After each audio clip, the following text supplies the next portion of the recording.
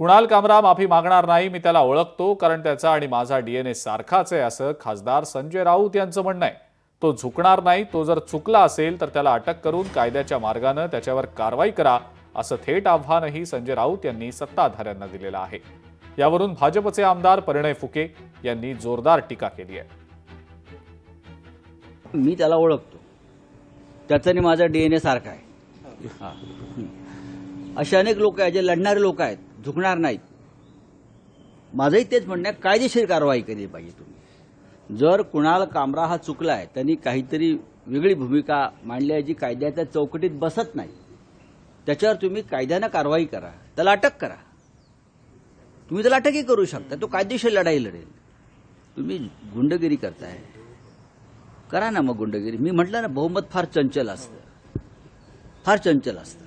संजय राऊत म्हणतात कुणाल कामरा आणि माझा डीएनए एकच आहे. निश्चितच असणार, डीएनए एकच असतो. निश्चितच असणार, डीएनए एकच असतो. लोकशाही मराठी ऐका, पहा, जागरूक रहा.